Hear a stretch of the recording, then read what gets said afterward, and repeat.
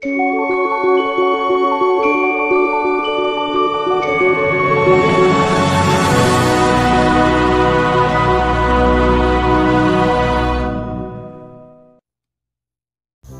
com certeza já ouviu falar do desastre Chernobyl, que hoje é chamada Cidade Fantasma. Antes de sabermos se é possível viver novamente no local, saiba resumidamente o que aconteceu neste lugar. Localizada no norte da Ucrânia, onde antes era a União Soviética, Chernobyl foi o cenário da maior catástrofe nuclear da história. Em 1986, houve uma explosão em um incêndio no reator da unidade 4 da central nuclear, que lançou uma grande quantidade de partículas radioativas no ar. 31 pessoas morreram nos primeiros 3 meses por males associados à radiação. E ao longo de 10 dias, mais de 130 mil pessoas tiveram que deixar suas casas. A Organização Mundial da Saúde calcula em 9 mil pessoas o número de vítimas fatais. A zona de exclusão, que é a área mais afetada pela radiação, tem acesso restrito e controlado. Ela estende-se em um raio de 30 km ao longo da usina nuclear e tem cerca de 2.600 km² de área. O desastre de Chernobyl segue sendo o mais grave de todos os tempos em termos de perdas humanas e prejuízos gerados. Foi o primeiro desastre nuclear de nível 7, que é o mais alto na classificação. Na situação encontrada e pela história, será que seria possível viver normalmente em Chernobyl? Hoje, a área que compreende a cidade e a usina é chamada de Zona de Exclusão, um lugar tão radioativo que não pode ser habitado. Atualmente, a região continua inabitada, embora alguns residentes das cerca de 187 comunidades localizadas nos arredores tenham decidido voltar para casa depois de a área ter sido liberada. Quanto ao turismo, está em alta por lá e aumentou em 40% depois da estreia de uma série chamada Chernobyl. Atualmente, é possível viver em Hiroshima e Nagasaki, mas em Chernobyl, não. Como você pode concluir, a explosão de Chernobyl foi em terra firme, o que deixou um ambiente totalmente inadequado para a habitação humana, com contaminação no ar e principalmente no solo. Como as bombas de Hiroshima e Nagasaki explodiram algumas centenas de metros acima das cidades, essas regiões não sofreram uma contaminação tão profunda no decorrer dos anos e foi dissipada mais rapidamente. Além disso, o reator de Chernobyl tinha muito mais combustível nuclear, o qual detonou de forma mais eficiente nas reações. Após saber a descrição sobre o desastre, você deve estar se perguntando por que alguém ia querer visitar ou morar num lugar assim. Com a média de idade de 75 anos, ainda vive na zona de exclusão de Chernobyl uma centena de pessoas, que em sua maioria retornou depois da catástrofe, apesar da radiação e da oposição das autoridades ucranianas. Na realidade, não sei por que existem pessoas que desejam viver em Chernobyl. Qual é o seu objetivo? Seguem o que diz o coração? A nostalgia? Quem sabe? Questiona Evgeny Markevich, de 78 anos. Mas eu só quero viver em Chernobyl. Completa. Evgeny tinha 8 anos quando sua família se mudou para a cidade, na época soviética. Isso nos salvou da fome. Podíamos plantar e fazer a colheita dos nossos alimentos, recorda, justificando de algum modo seu apego pela região. Nunca quis sair daqui. Quando o reator explodiu durante um teste de segurança, Evgeny estava no colégio com seus alunos. Era um sábado, e logo depois do acidente não sabíamos nada sobre o que havia acontecido. Suspeitávamos de algo porque observamos os ônibus e veículos militares que seguiam para Pripyat, uma cidade de 48 mil habitantes, que fica a 3 quilômetros de Chernobyl. Ninguém nos disse nada, era o silêncio total, relata. Evgeny foi finalmente retirado da cidade, mas pouco depois já desejava retornar. Ele inventou todo tipo de estratégias para poder entrar na zona proibida.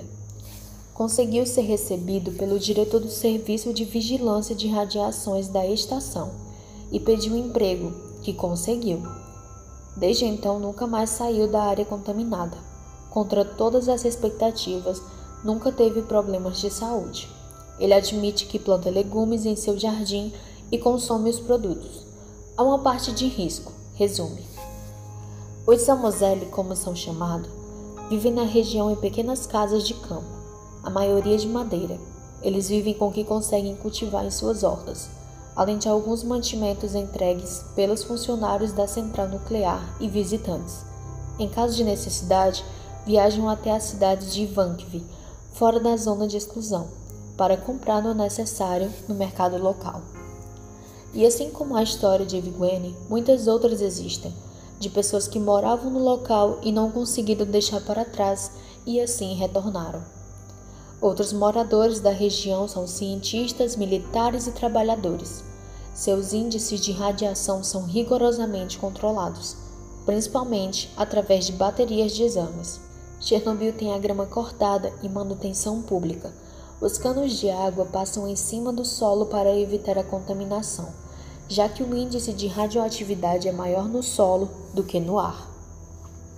Hoje, o número de turistas que procuram entrar na zona de exclusão de Chernobyl é um incentivo para várias empresas de turismo. Recentemente, até mesmo um hotel foi inaugurado a cerca de 9 quilômetros da usina nuclear. A visita a Chernobyl só pode ser feita através de tours registrados pelo governo da Ucrânia. O controle é altamente rigoroso, tanto na entrada como na saída. É como se o turista estivesse entrando em outro país, passando inclusive pela imigração.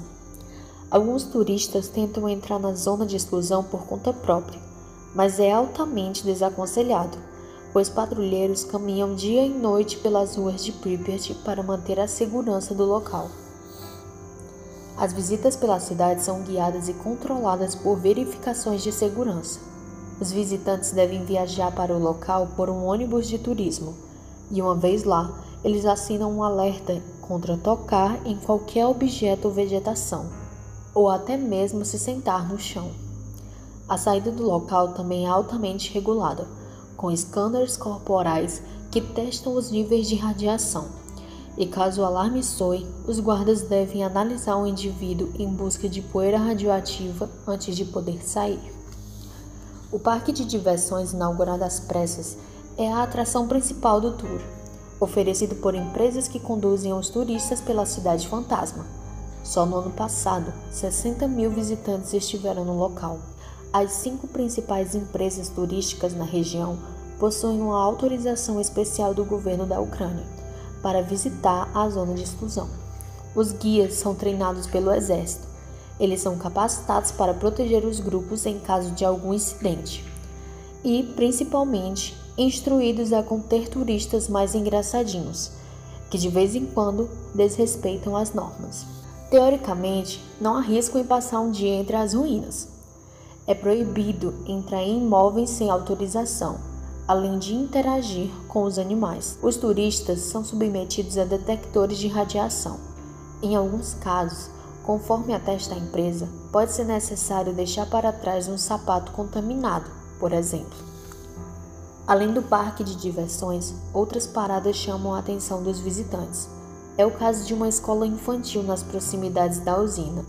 Escombros, bonecas e outros brinquedos deteriorados pelo tempo. O hospital também propicia sensações que não são das mais agradáveis, com suas macas desarrumadas e ampolas espalhadas. Porém, é ilusão achar que todo o cenário está intocado desde o acidente. É relativamente comum a zona de exclusão ser invadida por turistas ilegais. São os chamados stalkers, gente que tem como hobby remexer nos objetos deixados para trás. Sobre o local, de acordo com um estudo realizado em 2014 pela Universidade da Carolina do Norte, até a decomposição natural das folhas e caules de árvores ocorre de uma forma diferente desde o desastre. Existem alguns relatos de que alguns animais selvagens estão voltando aos poucos à zona de exclusão de Chernobyl e parecem bem e fisicamente normais, porém ainda com resultados de níveis altos em testes de contaminação radioativa. Na zona de exclusão também foi criada uma enorme reserva, onde a vida selvagem prospera apesar dos altos índices de radiação. Javalis, lobos, alces e veados são comuns nesse espaço. Porém, Chernobyl também acabou se tornando um improvável santuário para uma fauna mais invasiva, com animais até mesmo de novas espécies. Apesar da tentativa de reviver a cidade de Chernobyl, como dito anteriormente, muitas zonas ainda estão abandonadas e parecem fazer parte do cenário de algum filme de terror. A cidade virou uma espécie de museu a céu aberto, onde é possível ver como era a arquitetura dos monumentos e dos prédios no final da União Soviética. Apesar disso, ainda é muito cedo para saber se a região condenada um dia poderá novamente abrigar humanos de uma forma segura. Aos poucos, a região de Chernobyl se recupera, abrindo espaço para o ressurgimento social e da natureza. Mas, sem dúvidas, a marca desse desastre será visível para sempre na história e na vida das pessoas.